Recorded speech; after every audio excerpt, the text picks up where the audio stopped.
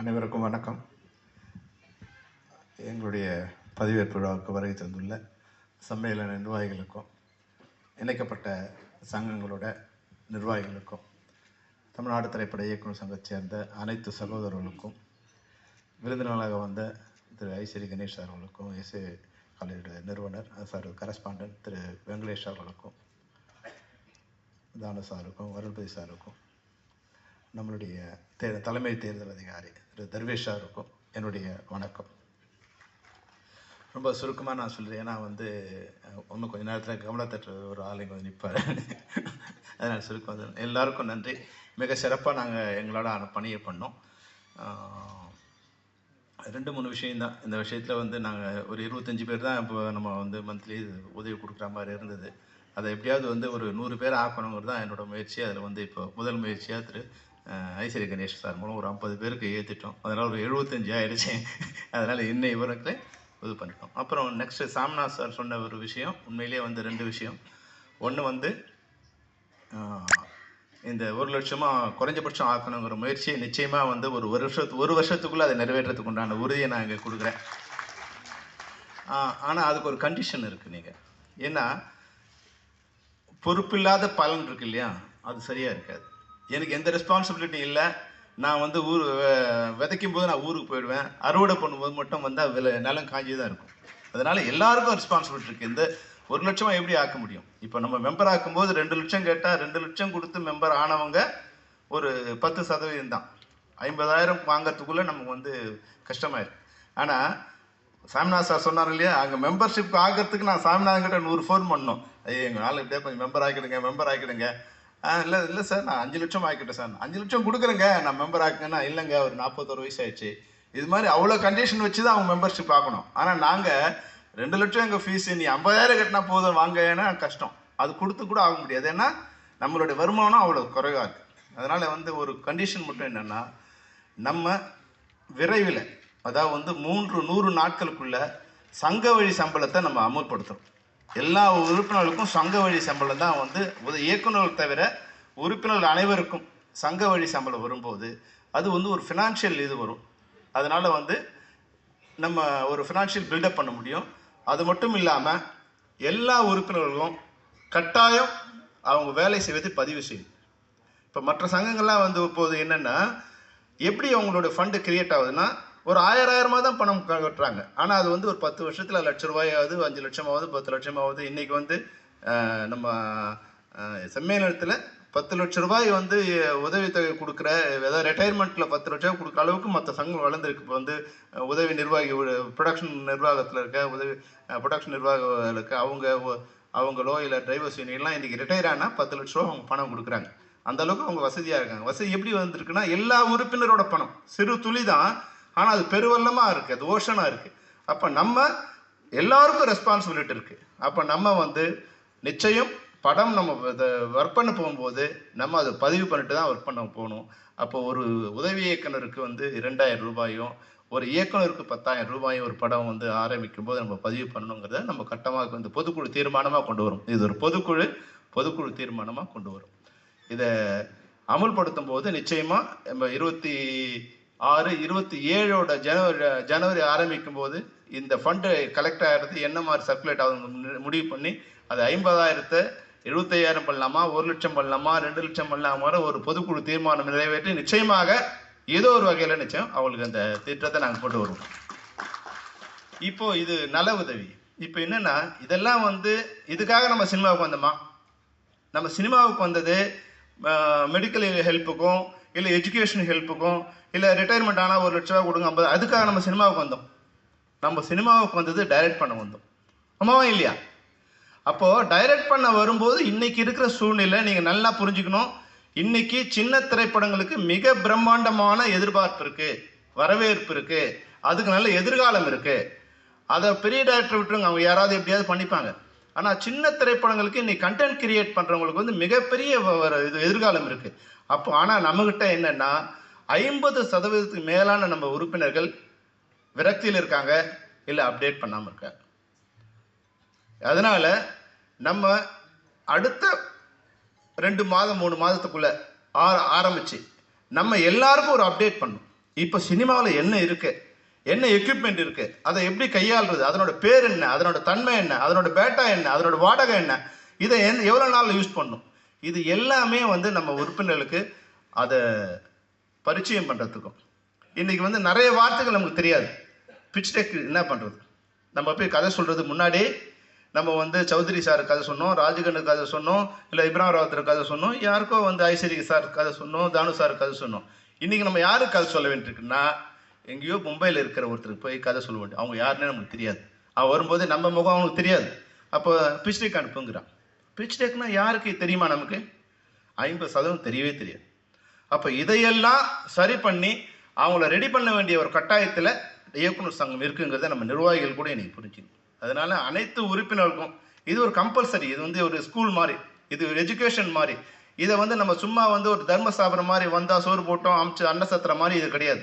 அன்னசத்திரமாக இருக்கிறது அது இருக்கலாம், ஆனால் இது ஒரு கல்வி நிலையமாக இருக்கணும்னு நான் நினைக்கிறேன். இயக்குனர் சங்கங்கிறது ஒரு கல்வி நிலையமாக இருக்கணும், அது ஒரு ஒழுக்கமான நிலையமாக இருக்கணும். அது அப்படி மாறிடுச்சுன்னா நிச்சயமாக நம்ம எல்லாரையும் வந்து பீட் பண்ண முடியும். பாஸ் சார் சொன்ன மாதிரி இன்னைக்கு தெலுங்குல போக முடியும், இது கன்னடத்தில் போக முடியும், ஹிந்தியில் போக முடியும், ஏன் இங்கிலீஷ் படங்களும் இன்றைக்கி இருக்க முடியும். நம்மளை விட சென்னையை விட சின்ன குட்டியோண்டு தீவு தான் ஹாங்காங். ஆனால் உலகத்தில் 3வது இடத்துல இருக்குது திரைப்படங்கள் உருவாக்குவதில். அது சைஸ் முக்கியம் இல்லை, அறிவு தான் முக்கியம், அது விஷன் தான் முக்கியம். அந்த விஷன் நமக்கு இல்லாமல் இருக்கிறது தான் கஷ்டம். இப்போ நம்ம வந்து டைரக்டர்ஸ் யூனியனாக இன்றைக்கி ஹெல்ப் பண்ணுறதுக்கு நிறைய காலேஜ் போய் பார்த்தோம். இனி அடுத்து நம்ம என்ன பண்ணணும்னு நான் நினைக்கிறேன்னா, நிறைய ஓடிடி சேனல்ஸ் இருக்குது, அது நெட்ஃப்ளிக்ஸாக இருக்கலாம், அமேசான் இருக்கலாம், ஜியோ ஸ்டார் இருக்கலாம். இவங்க எல்லாம் கான்டாக்ட் பண்ணி எங்ககிட்ட வந்து ஒரு 200 டைரக்டர்ஸ் இருக்காங்க, இல்லை 500 கண்டென்ட்ஸ் இருக்குது, இதை வந்து நாங்கள் ரெடி பண்ணி தரோம், உங்களோட என்ன பட்ஜெட்டில் பண்ணி தரோம், இல்லை எக்ஸிபிட்டாஸ், இதையெல்லாம் கரெக்ட் பண்ண எங்களால் முடியும். ஆனால் அதுக்கு தோல் கொடுக்க உங்களால் முடியுமா? முடியுமா நான் கேட்குறேன். முடியாது அப்படிங்கிறது உண்மையை நீங்கள் புரிஞ்சுக்கணும். எவ்வளோ பேர் 10 பேர் தான் கை தண்ணீங்க பார்த்தீங்களா? உங்களுக்கு இப்போ நம்பிக்கை கம்மியாக இருக்குது, நம்பிக்கை கம்மியாக இருக்கும் உங்களுக்கு. நான் வந்து ஒரு ஷார்ட் ஃபிலிம் பண்ணுறதுக்கு ஒரு ஆளை ரெடி பண்ணி கூப்பிட்டு வந்தோம். முதல்ல 25 படம் பண்ணோம், அப்புறம் 15 படம் பண்ணோம், அப்புறம் 10 படம் பண்ணோம், இப்போ 5 படம் பண்ணோம், அப்புறம் 0 ஆயிடுச்சு. உண்மையை சொல்கிறதுனால நீங்கள் வருத்தப்படக்கூடாது. 25 50 ஆயிருக்கணும், 50 100 ஆயிருக்கணும். இதே மேடையில் ஐஸ்வரி சாரும் தானு சாரும் என்ன சொன்னாங்க, நீங்கள் 10 படம் பண்ணீங்கன்னா எல்லா படத்தையும் நாங்கள் தயாரிக்க ரெடியாக இருக்கிறோன்னு சொன்னாங்க. ஆனால் நம்ம அதை சரி பண்ணலை, அதுக்குண்டான முயற்சி நம்ம எடுக்கலை. அந்த 25 படங்களை பார்த்து 10 படங்கள் நாங்கள் தயாரிக்க நாங்கள் வரோங்கிற அளவு கான்ஃபிடென்ஸ் நம்மளால் கொடுக்க முடியல. ஏன்னா நம்மளுடைய கனவுலாம் வந்து ஷோலே பண்ணணும், இல்லை கேப்டன் ப்ரோக்ராம் பண்ணணும், அது மாதிரியான இப்போ முதல்வன் பண்ணணும், இல்லை இந்தியன் பண்ணணும், அப்படி கனவு இருக்குது. அந்த கனவு வேறு விஷயம். நம்மால் வந்து ஒரு ரப்பர் பந்து பண்ண முடியும், நம்மால் வந்து ஒரு டூரிஸ்ட் ஃபேமிலி பண்ண முடியும் நீங்கள் நினச்சிங்கன்னா 100 பேர் வந்து அடுத்த வருஷத்துக்குள்ளே டைரக்டர் ஆகலாம். இதுக்கான சாத்தியக்கூறு இன்றைக்கி சினிமாவில் இருக்குது. ஏன்னா எல்லாராலையும் இப்போ வந்து 100 கோடி இன்வெஸ்ட் பண்ண முடியாது. ஆனால் 5 கோடி இன்வெஸ்ட் பண்ணக்கூடிய தயாரிப்பாளர்கள் இன்றைக்கி வந்து ஏறக்குறைய 200-300 பேர் ரெடியாக இருக்காங்க. நம்ம வந்து அந்த ஐடியாவில் இல்லாமல் இருக்கும். நம்ம எல்லாரோட கனவு வந்து வேறு மாதிரி இருக்குது. அது மட்டும் இல்லாமல் நான் படம் பண்ணி 25-30 வருஷம் ஆயிடுச்சு, ஆனால் என் பேர் எல்லாருக்கும் தெரியும். அமரன் பெரிய ஹைட்டு, அமரன் டைரக்டர் பேர் நம்ம மெம்பருக்கு எவ்வளோ பேர் தெரியும் சொல்லுங்கள்? அப்போ ஏன் டைரக்டர் பேர் தெரியாமல் போயிடு சொல்லுங்கள்? நம்மளை நம்ம முன்னிறுத்திக்கிறது இல்லை, நம்ம வேற மாதிரி ஆயிடும். நம்ம பணம் கம்மியாக இருக்கலாம், ஆனால் நம்மளோட பேரை இழக்கிறதுக்கு எந்த காலத்துலையும் நம்ம ஒத்துக்கூடாது. என்னோட பேர் இது, நான் டைரக்டர் அப்படிங்கிற உரிமையை சுயமரியாதையை நம்ம எந்த காலத்திலும் விட்டு கொடுக்கக்கூடாது. நான் பல செட்டுக்கு போகும்போது டைரக்டர் நட்பாக இருக்கலாம், ஆனால் அடிமையாக இருக்கக்கூடாது. அதுதான் இன்னைக்கு சினிமாவில் வந்து விஷயம். என்னன்னா நான் பல செட்டுக்கு போகும்போது நிறைய அடிமையாக இருக்கிறாங்க. அப்போது டைரக்டரே அடிமையாக இருக்காங்கன்னா மற்ற டெக்னீஷியன் என்ன ஆகுது பாருங்க. அப்போ படம் எப்படி வரும் சொல்லுங்க? ஒரு படத்தில் போகும்போது 32 மானிட்டர் இருக்கு. ஹீரோயினுக்கு ஒரு மானிட்டர், ஹீரோயின் அசிஸ்டண்ட்டுக்கு ஒரு மானிட்டர். இது யாரு இதெல்லாம் எப்படி டைரக்ட் பண்ணுறது? நான் சொன்னேன், இது என்ன, இது எப்படி டைரக்ட் பண்ணுறது? ஆளாளுக்கு வந்து பார்த்துட்டு ஆளாள் கரெக்ஷன் சொன்னாங்கன்னா எதுக்கு டைரக்டரு? இந்த கருமத்தெல்லாம் முதல்ல ஒழிக்கணும்னு சொன்னாங்க. இது டைரக்டராக என்னால் அனுமதிக்கவே முடியாது, இது மாதிரி கட்டுறது என்னால் படமே பண்ண முடியாது. அப்போ இது சம்பந்தமான யூனியன்ஸை முதல்ல வர வச்சோம். சார் என்ன சார் இது? கேமராமேன் கூப்பிட்டோம், கார்த்திக் ராஜா வந்திருக்காரு, அவங்க யூனியன் கூப்பிட்டோம். என்ன சார்? அவங்களும் சொன்னாங்க, சார் எங்களுக்கும் தொந்தரவாக இருக்குது சார். அப்போ யார் தான் இதெல்லாம் விரும்புறது? அப்போ ஒரு கேமரா வரும்போது ஒரு மானிட்டர் தான் இருக்கணும். இப்படி இருந்தால் தான் எங்களால் டைரக்ட் பண்ண முடியும். நான் பார்த்துப்பேன் இல்லையா, என் மேல் நம்பிக்கை வச்சு தானே நீங்கள் வரீங்க. ஹீரோயினோட அசிஸ்டன்ட் காஸ்டியூமருக்கு ஒருத்தர், மேக்கப் மேனுக்கு ஒருத்தர், அவன் பார்த்து கரெக்ஷன் சொல்கிறதுக்கு நான் எதுக்கு இங்கே நிற்கணும் கேமரா டைரக்டரா இல்லையா? இதெல்லாம் நம்மளோட சுயமரியாதை. இந்த சுயமரியாதை நீங்கள் இழக்கும் போது ஆட்டோமேட்டிக்காக மற்றவங்களும் அந்த அந்த இனத்துக்கு உண்டான மரியாதையே போயிடுது. P.O. சார் 50 வருஷம் 40 வருஷம் ஆயிடுச்சு, பாரதி ராஜா 50 வருஷம் ஆயிடுச்சு, ஆர்கே செல்வமணி 30 வருஷம் ஆயிடுச்சு, உதயகுமார் 35 வருஷம் ஆயிடுச்சு, ஆபாவனம் 40 வருஷம் ஆயிடுச்சு. ஆனால் இன்னும் பேர் வந்துகிட்டே இருக்கு. இன்னைக்கு மிகப்பெரிய ஹிட்டை கொடுத்த இயக்குனரோட பேரை அவங்க எவ்வளோ பேருக்கு தெரியும் சொல்லுங்க. அப்போ ஏன் அந்த ஹிட்டில், அந்த வெற்றியில் நம்மளுடைய பங்கு மறைஞ்சு போயிடும். யாரோ பேர் இருக்கு, இதை நம்ம ஒரு காலத்திலே அனுமதிக்க முடியாது. இதுதான் நான் எனக்கு தோணுன விஷயம். இப்போ நான் படம் பண்ணணும்னு போகும்போது நிறைய விஷயங்கள் நான் கற்றுக்கிறேன், நானே கற்றுக்கிறேன். நான் சிவா சார் சொன்னார் இல்லையா, படம் பண்ண சொல்லி எனக்கு சொன்னார். எல்லாம் ரெடி ஆகிடுச்சு. ஒரு கதையை அடுத்த போகும்போது எவ்வளோ விஷயங்கள் இருக்குன்னா எனக்கே அவமானமாக இருக்குது. எனக்கு தெரியாத விஷயங்களே இன்னும் 50% இருக்கு. நான் எனக்கு தெரியலைங்கிறதுக்கு நான் வருத்தப்பட மாட்டேன், வெக்கப்பட மாட்டேன். ஆனால் தெரிஞ்சிக்காமலே இருக்கிறது தான் முட்டாள்தனம். தெரிஞ்சுக்கணும், தெரிஞ்சிக்காமல் இருக்கக்கூடாது. தெரியல, எனக்கு தெரியலங்கிறத தெரியலன்னு சொல்லுவோம். ஆமாம் சார், என் மைனஸாக இருக்குது. அப்போது நான் என் கேமராமேனை கூப்பிட்றேன், இதெல்லாம் என்ன விஷயம், இது எப்படி பண்ணுறது, ஆர்ட் டைரக்டர் கூப்பிட்றேன். அப்போது ஒரு கேமராமேன், ஒரு நல்ல ஆர்ட் டைரக்டர், ஒரு நல்ல டைரக்டர், ஒரு நல்ல ரைட்டர், நம்மளே நம்ம கதையை கொண்டு போய் டைரக்ட் பண்ணுங்கிற முதல்ல அந்த முட்டாள்தனத்தை விடுங்க. முதல்ல நம்மளே பண்ணும்போது அது நிச்சயமாக நீங்கள் பண்ணலாம், நான் பண்ண வேணான்னு சொல்லலை. உங்கள் கதையை நீங்கள் பண்ணுங்கள். ஆனால் இன்னொருத்தர் கதாசிரியராக இருக்கும்போது அதில் நல்ல விஷயங்களை நம்மளால் போராடி வாங்க முடியுது. குறைஞ்சபட்சம் வசனம் எழுதுறதுக்கோ திரைக்கதை எழுதுறதுக்கோ ஒருத்தர் நமக்கு ஒரு ஐடியா வச்சுருக்கோம். அந்த ஐடியாவை நானே பண்ணும்போது நிச்சயமாக அது இதுவாக இல்லை. ஆனால் இங்கே என்ன ஆயிடுச்சுன்னா, கதை, திரைக்கதை, வசனம், டைரக்ஷன் பண்ணாதான் டைரக்டர் ஆகிடும். ஒருத்தர்கிட்ட போய் கதை சொன்ன உடனே இப்போ வர பிரச்சனைலாம் ஒருத்தர் டைரக்ட் பண்ண விட்டாங்க. என்ன சரியா, இவர் என்ன சார் பண்ணோம், என்ன தெரியும் இருக்கு. அப்புறம் 10 நாள் ஆன பிறகு ஒரு சார் டைரக்டரை மாற்றணும். ஏன்னா அவர் ஒன்றும் தெரியல. ஏன் கொடுத்த சான்ஸை கொடுத்த சார், கதை நல்லா இருந்திருக்கு.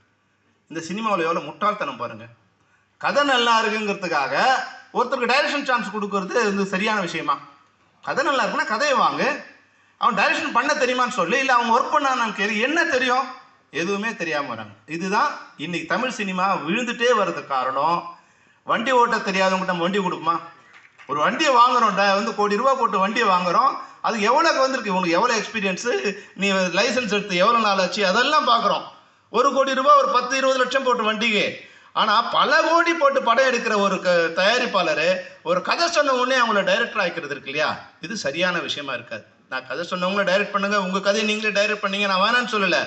ஆனால் கதை சொல்வதே டைரக்ஷன் பண்ணுவதற்கு ஒரு பேசிக்கான குவாலிஃபிகேஷன் நினச்சிங்கன்னா அது அறிவற்றத்தனம், அது சரியான விஷயம் கிடையாது. இதுதான் நான் இந்த நேரத்தில் ஏன் தமிழ் சினிமா மற்ற சினிமாவெலாம் பார்க்கும்போது அங்கே நிறைய ரைட்டர்ஸ் இருக்காங்க, நிறைய மூளைகள் வேலை செய்யுது. இங்கே வரும்போது நம்ம ஒரு கதை சொல்லி டைரக்ட் பண்ணிடணும். நிறைய பேர்கிட்ட கதை வச்சுருக்காங்க, நிறைய பேர் கதை போகுது. இவங்களாம் யார், நான் அப்படி செக் பண்ணும்போது அதெல்லாம் சரியாக இல்லாமல் இருக்குது. அப்போது நம்ம இயக்குனர்கள், நீங்கள் உங்கள் 2 விஷயத்தில் அப்டேட் பண்ணீங்க. அதுக்குண்டான எல்லா விஷயத்தையும் இயக்குனர் சங்கம் தயார் செய்து தரும். இந்த உறுதிமொழியை நாங்கள் உங்களை டைரக்டர் ஆகிறதுக்கு உண்டான அனைத்து விவரங்களும் நாங்கள் என்னென்னலாம் வேணுமோ அதையெல்லாம் நாங்கள் ஒரு 10 லேப்டாப் வேணுமா நம்ம ரெடி பண்ணி கொடுக்குறோம், கம்ப்யூட்டர்ஸ் வேணுமா ரெடி பண்ணி கொடுக்குறோம். அதுக்கு உண்டான என்ன விஷயம், எடிட்டிங் வேணுமா, இல்லை என்ன வேணும், அது எல்லாத்தையும் ரெடி பண்ணி தரோம். ஆனால் இதெல்லாம் வேணுன்ற அளவுக்கு நீங்கள் சொல்லணும். அது மட்டும் இல்லாமல் மாதத்தில் ஒரு நாள் ஒரு கிளாஸ், அதாவது முழு நேரம் காலையில் 10 மணி ஆரம்பித்து 6 மணி வரைக்கும் கிளாஸ் எடுப்போம். அந்த கிளாஸில் இஷ்டத்துக்கு நீ வர முடியாது. முதல்ல ரெஜிஸ்டர் பண்ணிவிட்டு எவ்வளோ பேர் இருக்காங்க, அவங்களுக்கு உணவுலேருந்து எல்லாத்தையும் நம்ம சரி பண்ணி இயக்குனர் சங்கமே ரெடி பண்ணி தரும். ஒரு நாள் அவங்களுக்கு கிளாஸ் எடுத்து அவங்க ஏதோ 10 மணிக்கு வரோம், 11 மணிக்கு போகிறோம், நினச்சா வரோம் அப்படிலாம் இல்லை. அடுத்த மாதம் கிளாஸுக்கு இப்போலாம் யாரெல்லாம் ரெஜிஸ்டர் பண்ணிக்க, நீங்கள் ரெஜிஸ்டர் பண்ணிங்க, ரெஜிஸ்டர் பண்ணிக்கிட்டு அதுக்கு உண்டான வேலையை பண்ணு. இப்போ சாமிநாத் சொன்னார், சார் 6:30 மணிக்கு முடிச்சிருங்க. நிச்சயமாக 6 மணிக்கு முடிக்க ட்ரை பண்ணுறோம். ஆனால் 9 மணிக்கு ஆரம்பிக்கிறது எங்களால் முடியலையே. 9 மணிக்கு ஆரம்பிக்க எங்களால் முடியல. தயவுசெய்து ராம்நாத் சார் அவங்க மேனேஜர்களுக்கு சொல்லி, அவங்க தயாரிப்பாளர் சொல்லி, எப்படியாவது நீங்கள் 9 மணிக்கு எங்களை படத்தை ஒரு ஷார்ட் எடுக்கிறதுக்கு ஆரம்பித்து கொடுத்துட்டிங்கன்னா நாங்கள் 6 மணிக்கு முடிச்சிடுறோம். ஆனால் நீங்கள் அதுக்காக இழுத்துட்டே இருக்காதுங்க. டெய்லி இதே இது 6:25 6:40 ஆனவுடனே double call sheet, 1.5 call sheet ஆகிடுது. அப்போ மேனேஜருக்கும் அவங்களுக்கும் சண்டை. அதனால் நாங்கள் முடிச்சிடுறோம். சாமிநாத் சார் சொன்னதை நாங்கள் நிச்சயமாக கணக்கில் வச்சுக்கிறோம். சாமிநாத் நீங்கள் கவலைப்படாதீங்க. ஏன்னா இன்னும் யாரும் நாங்கள் சால்வ் பண்ணாத வைக்கல. ஏன்னா சாமிநாதன் சம்மேளனம் சார்பாக வந்து சால்வ் போடாமல் மற்ற யாராவது சால்வ் போட்டால் 2 ஆக்கிடுவார். அதனால் நான் வந்து இவர்கிட்ட சொன்னேன், அப்பா இருப்பா முதல்ல வந்து இது போட்டோம், அடுத்து நம்முடைய தலைமை தேர்தல் அதிகாரி வந்து ஒரு வார்த்தை பேசின பிறகு நீங்கள் இவ்வளோ நாள் காத்திருந்தீங்க, அதனால் தயவுசெய்து ஒரு கசகசன்னு இல்லாமல் நாங்கள் எல்லாரோடும் சேர்ந்து ஒரு சங்கமாக சேர்ந்து எல்லாரோடும் ஒரு நல்ல ஃபோட்டோஸ் எடுக்கணும்னு விருப்பப்படுறோம். அதனால் அழைக்கிறவங்க மட்டும் மேலே வந்து அந்த உங்களுடைய சால்வை போச்சு எல்லாரோடும் ஒரு நல்ல ஃபோட்டோ எடுக்கணும்னு விருப்பப்படுறோம். அது கசகசன்னு இல்லாமல்.